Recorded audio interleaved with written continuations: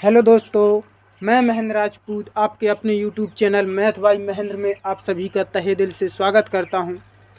तो दोस्तों, आज हम लाभ और हानि के कुछ मोस्ट इम्पॉर्टेंट क्वेश्चन को शॉर्ट तरीके से और मेथड से, तरीका शॉर्ट रहेगा, मेथड से सॉल्व करते हैं। आइए।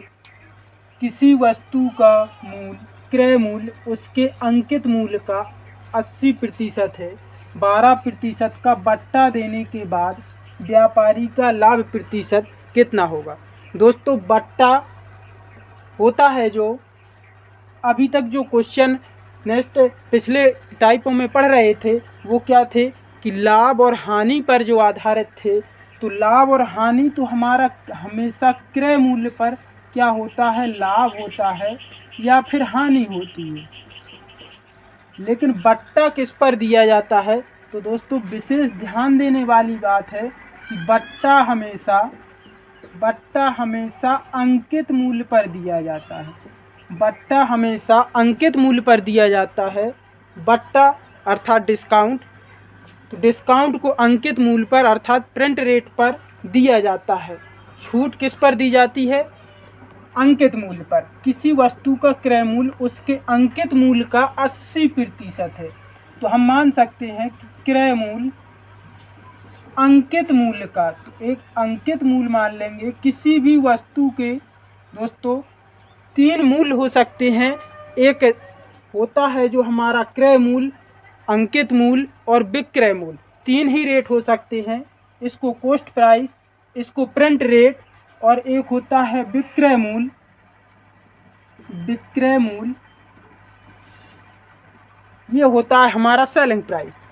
कह रहा क्वेश्चन में किसी वस्तु का क्रय मूल्य उसके अंकित मूल्य का 80% है। दोस्तों, यदि हम इसको 100% मान लें, अंकित मूल्य को यदि हम 100% मान लें, तो हमारा क्रय मूल्य कितना हो जाएगा, 80% है।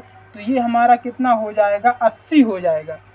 दोस्तों, कह रहा 12% का बट्टा देने के बाद, हमने आपको अभी बताया कि बट्टा किस पर दिया जाता है, तो हमेशा अंकित मूल्य पर बट्टा दिया जाता है। 100 की वस्तु पर जब 12% का बट्टा दिया जाएगा, तो दोस्तों आप बताओगे, अर्थात डिस्काउंट दिया जाएगा, तो हमारी वस्तु कितने रुपए की विक्रय होगी, अर्थात बिकेगी। 100 की वस्तु पर जब 12% का बट्टा दिया जाएगा तो वस्तु 88% में बिकेगी। 100 की वस्तु पर 12% का डिस्काउंट दे दिया जाएगा तो 88 रुपये में बिकेगी। बट्टा देने के बाद व्यापारी का लाभ प्रतिशत, यहाँ पर क्या पूछा है, लाभ। हमने आपको बताया कि क्रय मूल्य पर लाभ और हानि होती है। लाभ हो अर्थात हानि हो तो किस पर होती है, क्रय मूल्य पर। तो आप बताओ कि 80 रुपये में कोई वस्तु खरीदी, 88 रुपये में बेची, तो लाभ होगा कितने का लाभ, 8 का लाभ होगा हमेशा क्रय मूल्य पर। क्रय मूल्य को नीचे लिखा जाता है, तो दोस्तों नीचे 80 लिख लेंगे। प्रतिशत पूछा है तो गुणा 100 का कर लेंगे। 0 से 0, 8 से 8, आंसर आ जाएगा हमारा कितना प्रतिशत, 10% लाभ हुआ है, जो कि हमारा बिल्कुल राइट आंसर है।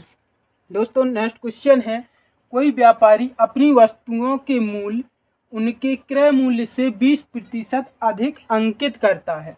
कोई व्यापारी है, वो अपनी वस्तुओं के मूल्य उनके क्रय मूल्य से 20% अधिक पर अंकित करता है। तो हम इसमें भी मान लेंगे क्रय मूल्य, विक्रय मूल्य, और एक होता है अंकित मूल्य। किसी भी वस्तु के 3 ही मूल्य हो सकते हैं, प्रिंट रेट, सेलिंग प्राइस और क्रय मूल्य हो सकता है। तो हम कह सकते हैं इसको उनके क्रय मूल्य से 20% अधिक पर अंकित करता है। क्रय मूल्य से 20% अधिक पर अंकित करता है। तो क्रय मूल्य यदि दोस्तों हम 100 माने, 100%, तो अंकित कितना कर रहा है, 20% अधिक कर रहा है, तो अंकित मूल्य 120 होगा। यदि हमने किसी वस्तु को 100 रुपये में खरीदा तो अंकित उसने कितना किया होगा, 120% किया होगा, तभी तो उसे 20% का लाभ हुआ होगा।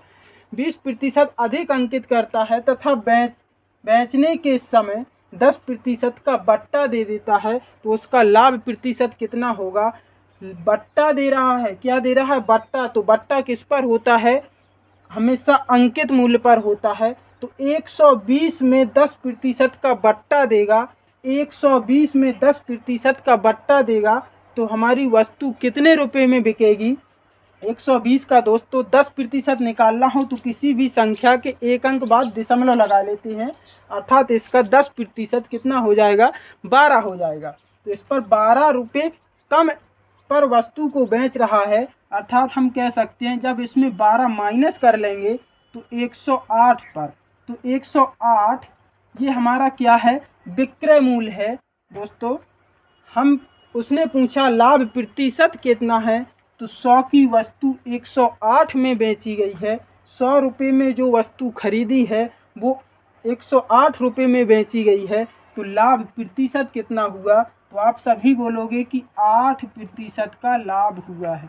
100 की वस्तु 108 में बेची गई, 100 में कोई भी वस्तु जितना अंक बढ़ा जाए उतने ही प्रतिशत हो जाता है दोस्तों। ये जो बिल्कुल राइट आंसर है। एक दुकानदार किसी कमीज को 7% बट्टे पर देता है, कितने बट्टे पर देता है, 7% बट्टे पर देता है। यदि उसने 9% बट्टा दिया होता तो उसे 15 रुपये कम लाभ होता। दोस्तों यहाँ पर वर्ड आया है कम, अधिक, जीत, हार, पास, फेल, ये सब किसको दर्शाते हैं, तो अंतर को दर्शाते हैं। कमीज का अंकित मूल्य कितना होगा, तो हम सबसे पहले इसका मान लेंगे कि अंकित मूल्य कितना है, अंकित मूल्य 100 रुपये है। अंकित मूल्य 100 रुपये है, 7% का बट्टा दिया है तो बिकेगी कितने में, विक्रय मूल्य कितना हुआ होगा इसका। विक्रय मूल्य 100 में जब 7% का बट्टा दिया होगा तो हमारी वस्तु 100 की वस्तु 93 में बिकी होगी। क्यों, क्योंकि 7% का जो बट्टा दे रखा है, 7% का बट्टा दे रखा है तो 100 की वस्तु 93 में बिकेगी। कह रहा यदि उसने 7% ना दिया होता, 9% दिया होता, मतलब विक्रय मूल्य ही फिर दे रखा है तो विक्रय मूल्य कितना, 9%। तो 100 की वस्तु में यदि 9% दिया होता, 100 की वस्तु में यदि 9% दिया होता तो वस्तु कितने की बिकती, 91 की बिकती। 100 की वस्तु 91 रुपये की बिकती, तभी तो 9% का बट्टा होता। पूछ रहा उसे 15 रुपये कम मिलते, और हमारे हिसाब से ये प्रतिशत वैल्यू है, यहाँ भी प्रतिशत। हम कह रहे हैं कि 93 से कितना कम हो गया है, 2%। 93 से 2% कम हो गया है, कब, जब 7 की जगह 9% बट्टा दिया तो 2% की कमी आ गई। यहाँ पर 2% की कमी है, क्वेश्चन में कह रहा 15 रुपये की कमी है, तो हम कह सकते हैं कि 2% की वैल्यू 15 के बराबर है। 1% की वैल्यू कितनी हो जाएगी, 15 बटे कितनी, 2 कर लेंगे। हमसे क्या पूछा है, अंकित मूल्य कितना है। अंकित मूल्य हमने 100% माना था, तो दोस्तों गुणा हम किसका कर लेंगे, 100 का कर लेंगे। 2 से काट लेंगे, 2 से काट लेंगे तो कितनी बार, 50 बार कट जाएगा। 15 का गुणा 50 में करेंगे तो 15 पना 75, 750 रुपये, जो कि हमारा बिल्कुल राइट आंसर होगा। अंकित मूल्य कितना है, तो 750। दोस्तों वीडियो पसंद आई हो, आपके दिमाग पर पहुंच रही हो तो दोस्तों लाइक, शेयर और सब्सक्राइब करना ना भूलें। धन्यवाद।